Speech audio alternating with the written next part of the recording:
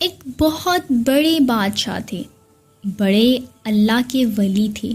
ایک دفعہ وہ نماز پڑھنے کے لیے مسجد میں آئے تو نماز پڑھنے کے بعد دیکھا کہ ایک طالب علم نماز پڑھ رہا ہے، وہ بھی بڑے خوش و خضوع اور اطمینان کے ساتھ، اور ایسی نماز پڑھ رہا ہے کہ بادشاہ نے کہا کہ ایسی نماز تو میں نے آج تک نہیں دیکھی کہ اتنے خوش و خضوع اور اطمینان کے ساتھ نماز پڑھ رہا ہو۔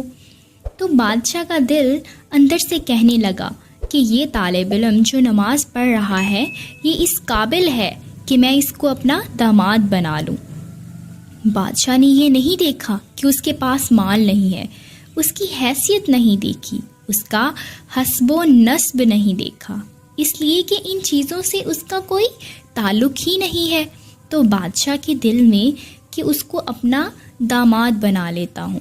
وہ طالب علم نماز سے فارغ ہوا تو بادشاہ نے اپنا ایک وزیر بھیجا کہ جب یہ نماز سے فارغ ہو جائے تو اس کو میرے پاس بلا لاؤ۔ وزیر نے جا کر اسے بلایا۔ وزیر بلانے پر وہ بیچارہ کانپ رہا تھا۔ بادشاہ مجھے بلا رہے ہیں، پتہ نہیں کیا بات ہے۔ اب وہ آیا ڈرتے ہوئے، کانپتے ہوئے کہ معلوم نہیں مجھ سے کیا خطا ہو گئی ہے، کیا لغزش ہو گئی ہے، معلوم نہیں کہ مجھے اور مجھ سے کس طرح کے سوال کیے جائیں گے، میں جواب دے سکوں گا بھی یا نہیں۔ جب وہ طالب علم حاضر ہوا تو بادشاہ نے اسے بٹھایا اور بٹھانے کے بعد اس سے کہا کہ میں تم سے ایک بات کرنا چاہتا ہوں، وہ یہ ہے کہ میرے دل میں ایک خواہش گزری ہے کہ میں تمہیں اپنا داماد بنا لوں۔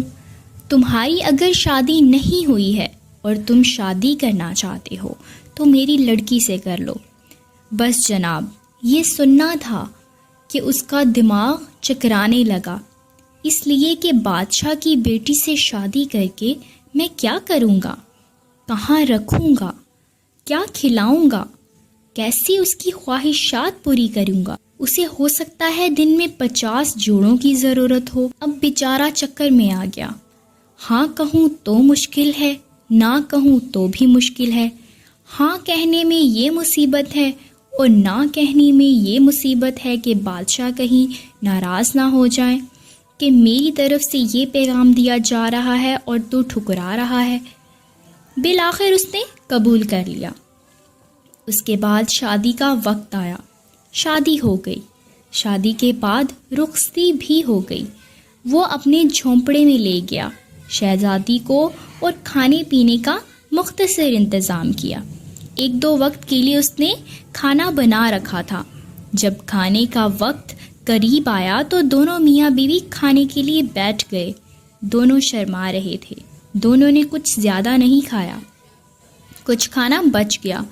اس طالب علم نے اپنی بیوی سے کہا، جو کہ شہزادی تھی، کہ اس بچے ہوئے کھانے کو اٹھا کر رکھ دیتا ہوں، صبح ہمیں ناشتے میں کام آئے گا۔ اس نے اٹھا کر ایک طرف رکھ دیا تو وہ شہزادی رونے لگی اور مسلسل رو رہی تھی۔ طالب علم بہت پریشان ہو گیا کہ آخر ماجرا کیا ہے۔ اس نے اس سے بار بار پوچھا کہ کیوں رو رہی ہو، مگر اس نے کوئی جواب نہیں دیا۔ طالب علم کہنے لگا، میں نے تمہارے والد سے پہلے ہی کہا تھا کہ میں آپ کی بیٹی کو کیسے سنبھالوں گا، میری جھونپڑی اسے کیسے پسند آئے گی، میری رہائش کا انداز اسے کیسے پسند آئے گا، میرا سوکھا مکھا کھانا اسے کیسے پسند آئے گا، لیکن آپ کے والد نے بڑی غلطی کی کہ میرے سے آپ کی شادی کر دی۔ آپ کے تمام جذبات، آپ کی تمام خواہشات کو انہوں نے پیس کر رکھ دیا۔